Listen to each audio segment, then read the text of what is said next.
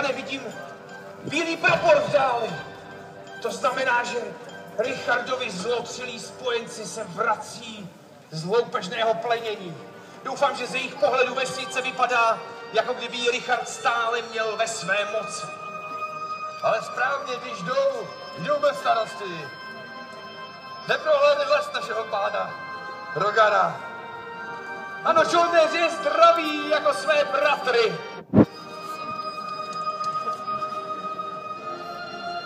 Richard je věrný našemu pánu, snad svému slovu dostojí.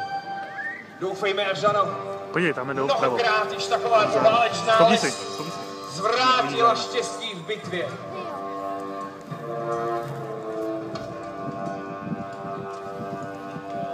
Teď hlavně tiše. Hlavně tiše.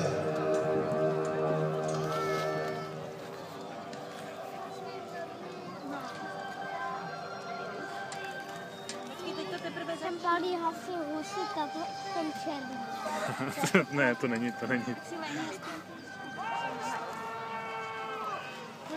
Slyším povel našeho pána! Zavel do útoku! Jeho šiky se zvedají, aby past sklapla! Žoldnéři jsou překvapeni, rychle bojujte! Bojujte, válečníci našeho pána, bojujte, žoldnéři! Bojujte o svůj dvorec!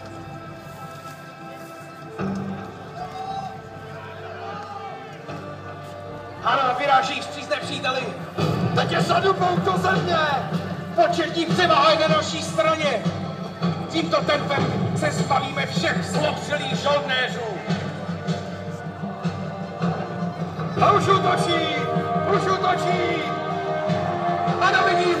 Podél lesa běží záloha, která vpadne nepříteli do boku!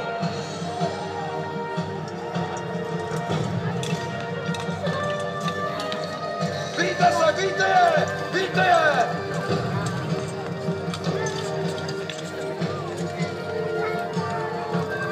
Umírají, už běží! Vítězíme, Štěpáne! A já snadno! Sláva! Sláva!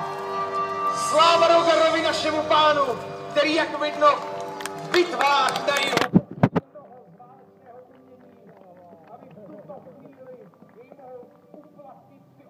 své rodné vsi. Bojím se ale, Štěpáne, že několik jich uprchlo. Mohou varovat hlavní vojsko, žoldnéřů. Má toho, jak se jmenuje, ty pírka hodně.